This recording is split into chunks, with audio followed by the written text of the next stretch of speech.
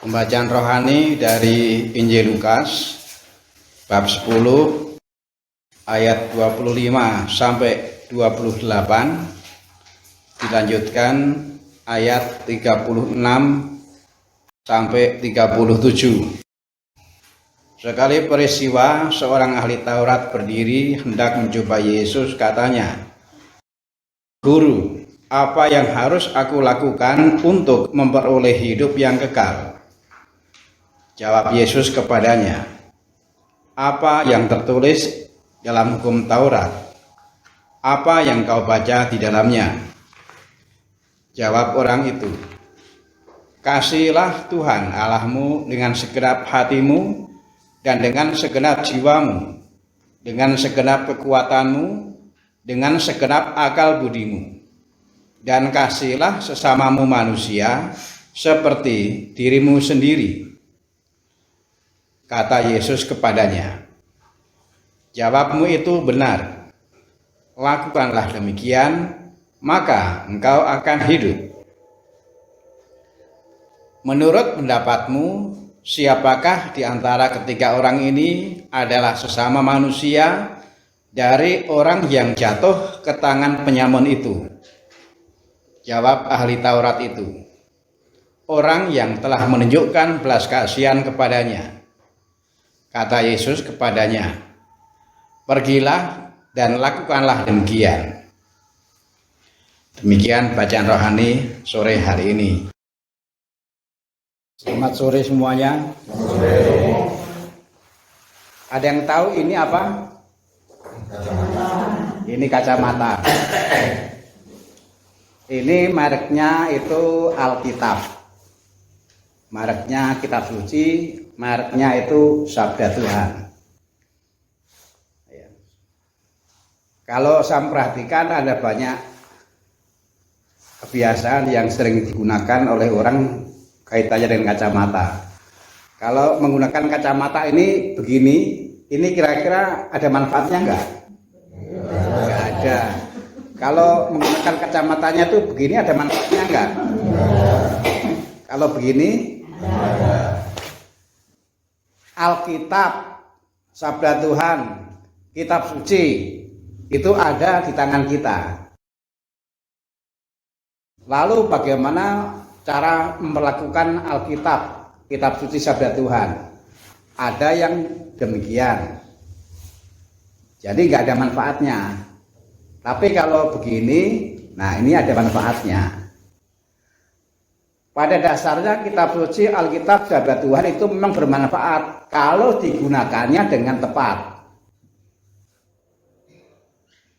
Alkitab, Sabda Tuhan yang tadi kita dengar bersama itu menunjukkan ini loh jalannya kalau mau mendapatkan kehidupan yang kekal. Ini loh jalannya kalau mau memperoleh keselamatan. Ini loh jalannya kalau mau mendapatkan atau memperoleh atau masuk surga, kalau digunakan dengan tepat. Menunjukkan itu. Jadi Alkitab itu bermanfaat. Dan dengan kacamata Alkitab yang digunakan dengan tepat, Yesus juga menunjukkan. Lalu apa yang harus dilakukan untuk mendapatkan kehidupan yang kekal, mendapatkan keselamatan, masuk surga? Di dalam Injil tadi juga jelas. Yang sebelumnya itu dimulai dengan ngobrol antara Yesus dan ahli Taurat. Yesus itu bertanya, "Menurut pendapatmu, siapakah yang adalah sesama manusia dari orang yang jatuh ke tangan penyamun itu?" Dan jawabnya jelas, orang yang telah menunjukkan belas kasihan kepadanya. Orang yang telah menolong sesama yang karena keadaannya memang perlu ditolong. Nah, jadi ini jalannya. Kalau kita menggunakan kacamata dengan tepat, maka kacamata itu bermanfaat. Kalau Sabda Tuhan yang kita miliki di rumah masing-masing digunakan dengan tepat, itu juga bermanfaat. Itu jalan itu menunjukkan jalan menuju kehidupan yang kekal, keselamatan surga. Kalau menggunakan Alkitab dengan tepat, jalan itu mudah. Ternyata untuk masuk surga, untuk mendapatkan kehidupan yang kekal yang ditunjukkan oleh Yesus adalah menjadi sesama penolong bagi orang lain yang karena keadaannya memang perlu ditolong. Banyak orang yang kepengen mandiri, tapi sehebat-hebatnya orang tetap saja nggak bisa mandiri. Yang namanya orang itu pasti perlu ditolong. Maka kita baik menggunakan kacamata, menggunakan sabda Tuhan yang sehari-hari kita jumpai. Siapa yang perlu ditolong dan dalam hal apa perlu ditolong. Sebenarnya lapangan menolong itu besar sekali. Orang bisa menolong di bidang pendidikan, orang bisa menolong di bidang keluarga, orang bisa menolong di bidang ekonomi, Pak. Orang juga bisa menolong di bidang kemasyarakatan. Orang juga bisa menolong di bidang keimanan. Maka kita sungguh berharap mudah-mudahan keaktifan kita di gereja, di kelompok manapun, tak terkecuali di kelompok ini, membuat kita semakin bersemangat. Ayo kita gunakan kacamata dengan tepat supaya kita bisa melihat dengan jelas apa yang harus dilakukan dalam hidup ini untuk masuk surga, untuk menikmati hidup yang kekal, menikmati keselamatan. Kemarin ya, yang legio, dua hari yang lalu ya, pengurus itu saya ajak, yuk kita bersama-sama mendalami sabda Tuhan pelan-pelan.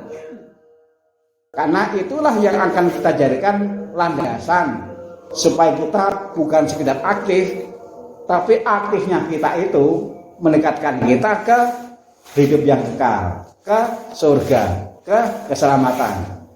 Jadi bukan sembarang aktif, tapi aktif yang memang menuju ke sana. Maka melandaskan keaktifan pada sabda Tuhan itu menjadi penting supaya tidak sia-sia. Supaya kita enggak memang pakai kacamata tapi pakainya begini, enggak ada gunanya itu. Memang pakai kacamata tapi pakainya begini, ya enggak ada gunanya. Harus dengan tepat. Nah, itu juga yang mau dibangun di stasi ini. Kita aktif tapi kita bantu supaya aktivitasnya itu ya efektif lah, bukan sekedar sibuk, tetapi memang bermanfaat. Bermanfaat bagi kita, tapi juga bermanfaat bagi orang-orang yang karena keadaannya perlu ditolong. Tadi malam itu saya sempat ngobrol juga dengan Pak Bun ya, mengenai apa yang bisa dilakukan oleh gereja, oleh orang Katolik di sini dalam hal membantu masyarakat di bidang perekonomian, meningkatkan ekonomi kerakyatan. Karena kalau kita lihat di sini itu banyak seniman perajin bambu. Kalau saya bukan perajin bambu tapi perajin makan, rajin tidur. Kalau Pak Husen itu rajin merokok dan ngopi. Amin.